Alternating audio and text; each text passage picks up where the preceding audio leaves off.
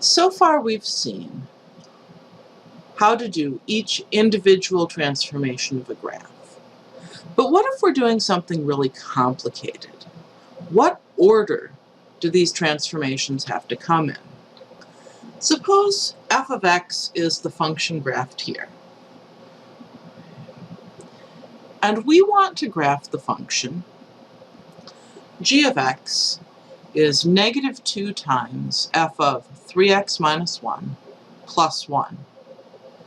So we have everything. We have a horizontal translation, a horizontal scale, a vertical translation, a vertical scale, and a vertical reflection. What order should we do these things in? I'm going to tell you the order that we typically do these in. I'm going to confirm that that really worked with an input-output table. And then I'm going to tell you what really matters about the typical order.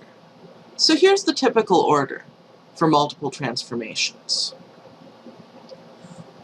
Our first step is to do any horizontal translations. In our example, we see minus 1 inside, so we're going to translate 1 to the right. We're going to take each point and move it 1 unit to the right. Okay, so now we've gone 1 unit to the right, and we have the purple graph. Our second step is any horizontal reflections followed by scaling. Here we don't have a horizontal reflection, only horizontal scaling. So we see a times 3 inside. That's going to scale horizontally by a factor not of 3, but of 1/3. So I'm going to take each point and put it only 1/3 as far from the x-axis as it originally was. So now we're at the blue graph. Notice I'm getting rid of previous graphs just so that we can still see what we're doing. We won't normally draw every intermediate step. We'll see what we do at the intermediate steps in a moment. So after horizontal reflection and scaling, we do vertical reflection and scaling.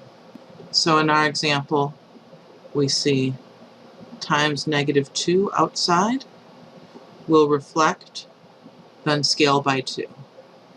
So this point, reflect across the y-axis, then double the distance. So this point, reflect across the x-axis, then double the distance.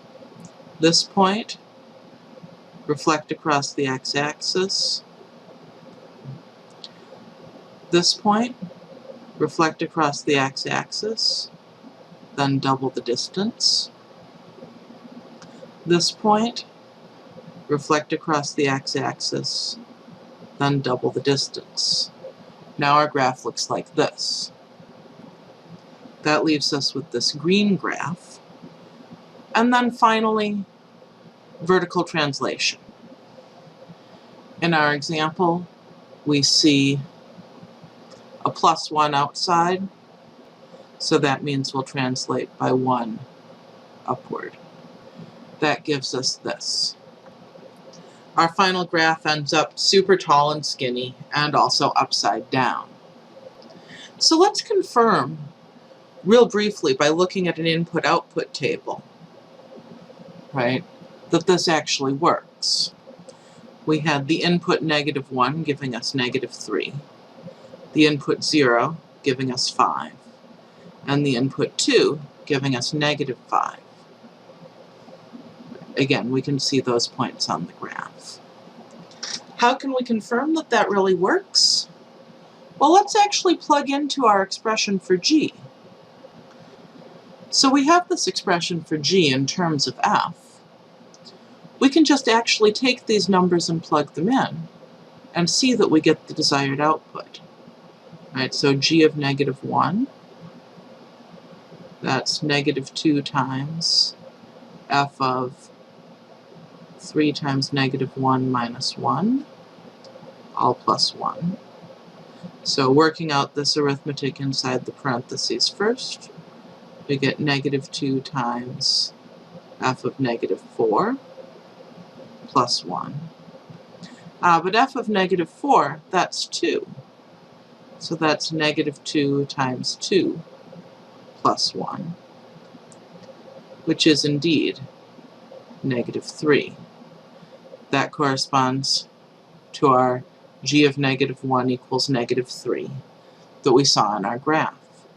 G of 0, that's negative 2 times f of 3 times 0 minus 1 plus 1. Working out that arithmetic in the parentheses, that'll be negative 2 times f of negative 1 plus 1. But f of negative 1, that's negative 2. So that'll be negative 2 times negative 2 plus 1, which is positive 5. Again, agreeing with what we saw in our graph. And finally, g of 2, well, that'll be negative 2 times f of 3 times 2 minus 1 plus 1. So that'll be negative 2 times, again, working out this arithmetic in the parentheses, f of 5 plus 1. So f of 5, that's 3. So negative 2 times 3 plus 1, which is indeed negative 5, just as we saw in our graph. So that really did work. That order really did work. First, we have our horizontal translation, then any horizontal scaling and reflection. Then we go from horizontal to vertical, and we do any vertical scaling and reflection. And then finally, our vertical translation comes last. Now, strictly speaking, our horizontal transformations don't really interact with our vertical transformations. So the only parts of this order that are strictly important is that horizontal translation has to come before horizontal scaling and reflection, and vertical scaling and reflection has to come before vertical translation. What we see is that inside the function, we reverse the order of operations, and outside, we follow the order of operations. Now, I told you that in practice, we aren't usually going to actually draw out every step. Instead, we're just going to track what the transformations do to certain reference points. And there are two ways that we can do that. Suppose we have this as our function f of x to start out with, and we want to graph g of x, which is half of f of negative 2x plus 4 minus 1. Instead of actually drawing this at each stage, we're just going to perform our transformation on some key reference points. Here, some obvious reference points would be negative 4, negative 2, 2, 4, and 4, 2. And then we're just going to perform each transformation, just manipulating those points. So plus 4 inside means left 4. So we'll decrease each x coordinate by 4. So negative 8, 2, negative 2, 4, and 0, 4. And then that negative 2 inside means that we will flip horizontally and scale by 1/2. So for each x coordinate, we'll reverse its sign and multiply it by 1/2. So negative 8, flip the sign, it's positive, cut it in half, it's 4. Negative 2, flip the sign, it's positive. Cut it in half, it's 1. 0, flip the sign, cut it in half, nothing happens. It just stays 0. Then this 1/2 outside says vertically scale it by 1/2. So each y coordinate now, we're going to cut it in half. -2, cut it in half, it's -1. 4, cut it in half, it's 2. I just fixed some copying mistakes in that last point. 2, cut it in half, it's 1. And then finally, we translate down by 1. So every y coordinate, we're going to decrease it by 1. -1 minus 1 is -2. 2 minus 1 is 1. 1 minus 1 is 0. So our reference points ended up with these 3 when we started out with these 3. So to draw my final graph, I'll plot these points. 4, -2, 1, 1, 0, 0, and then I'll let the shape of the original graph guide me and how I connected them. So here's my graph of y equals g of x. Right, and you can see it's smaller in both dimensions, it's flipped horizontally, it's moved to the left and then downward. Right, so that has actually done the right things.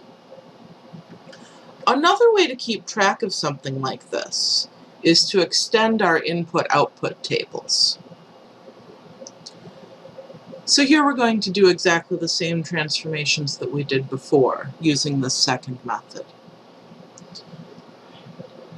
And we're going to start with our input-output table for f, but I'm going to leave space both to the left and to the right. So this input-output table, it shows the same information that we showed in our reference points. Right, when the input is 4, the output is -2. When the input is 2, the output is 4. And when the input is 4, the output is 2. But now in our function g, the input of f is not x, it's -2x plus 4. And then after we have the output, we'll multiply it by 1/2 and subtract 1. So to find the input for g, we need to find the values of x that correspond to the inputs in this column. So in other words, we need to find x so that -2x plus 4 is -4. Doing algebra to that, we get x equals 4 just by solving that equation. In the second row, we want to find x so that -2x plus 4 is 2. Solving that equation, we get x equals 1. And finally, we want to find x so that -2x plus 4 is 4.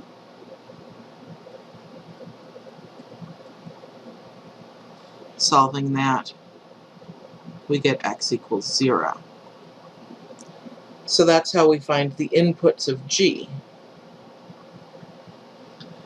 To find the outputs of g, we take the outputs of f, and then do whatever we have to do to the output of f. In this case, multiply by 1/2 and then subtract 1. 1/2 times -2 minus 1, that's -2. 1/2 times 4 minus 1, that's 1. 1/2 times 2 minus 1, that's 0. This gives us the same 4 points that we had before. So this is now g of x. We had 4, -2, 1, 1, and 0, 0. So this is just another method of keeping track. If you are very comfortable with solving equations of this kind, this method might be a little bit simpler to keep track of, simply because there are fewer steps to write down. If, on the other hand, you would prefer to avoid solving equations of this kind and instead just do arithmetic, then the first method would probably be better. You can use either one of these methods for tracking transformations. As we are learning about graphing various families of functions, we are going to implicitly be using this method. You should go back and look at the absolute value video and see how the method we used for graphing absolute value functions was using this method.